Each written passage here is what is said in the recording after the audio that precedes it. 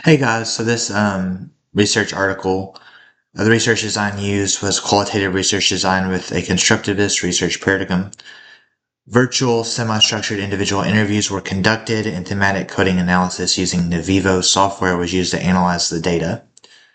The objectives of this study was to explore perceived barriers and facilitators or supporters faced by in-home child care providers and adhering to the child and adult care food programs, or known as the CACFP, nutrition standards, and to inform the nutrition education efforts and policy improvements at the state level to promote better compliance or adherence to the CACFP guidelines.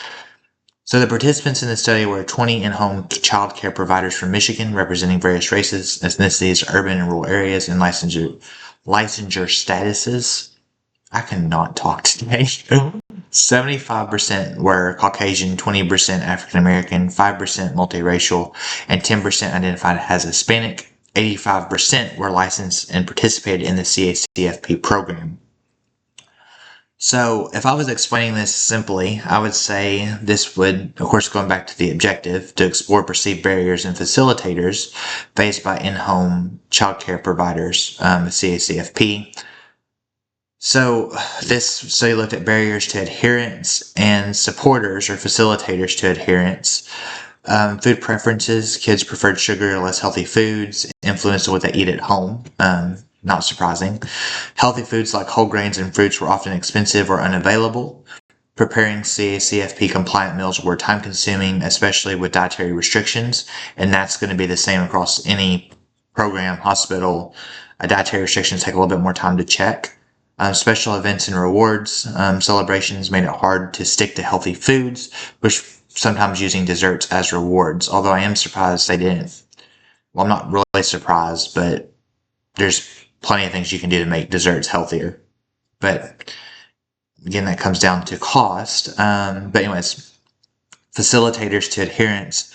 Community resources providers benefited from CACFP and WIC guidelines, funding and nutrition education programs, role modeling, practical solutions, social media and peer support. Providers share myriad ideas and advice through Facebook and peer networks, and children's choices. Giving kids options in food selection increases their willingness to try healthier foods. So even breaking this down further, a common barrier was kids preferred sugar or less healthy foods, the cost and availability. And support include children's choices, role modeling, and community resources available to fund the program or support the guidelines of the CACFP.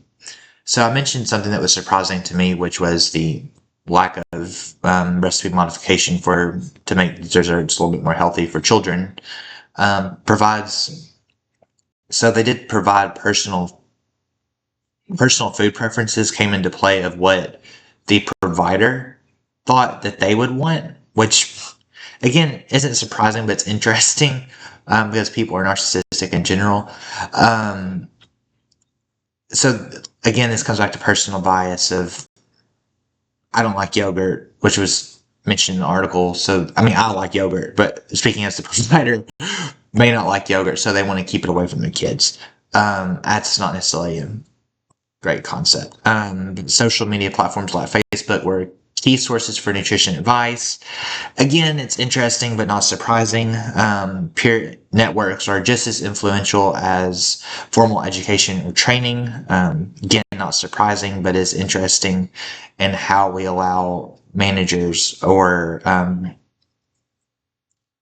program directors to influence based off personal bias and social media. Parents' resistance to nutrition education showed a disconnect between child care providers and families, which affects children's eating habits. Again, that's not surprising, but it is, again, an interesting facet to realize that home care, and no matter whether you take the children out, let's say put them in daycare or some type of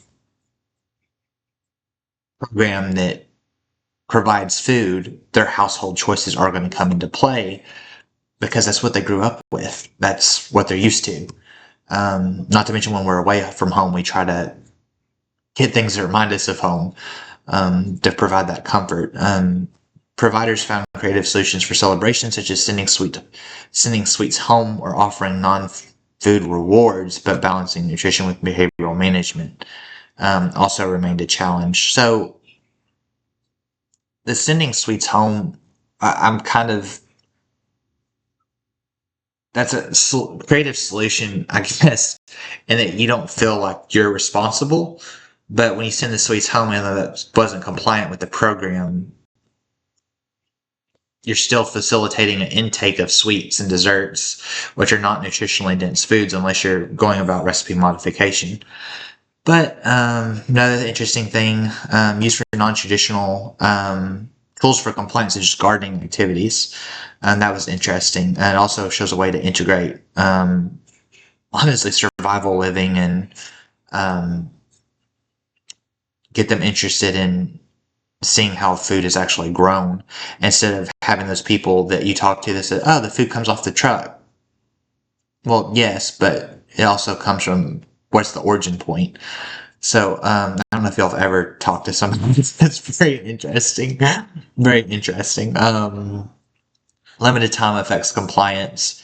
So providers prep meals in advance. That's not surprising, but it was an interesting, they did rely on prepackaged foods more. Again, the more, I mean, it makes sense. So being convenient also showed a crucial role to adherence of the CACFP protocols. Procedure, I guess. Protocols work. But I think that's pretty much all I have to say about that article in my notes. But anyways, thank y'all for listening and have a wonderful day. Bye bye.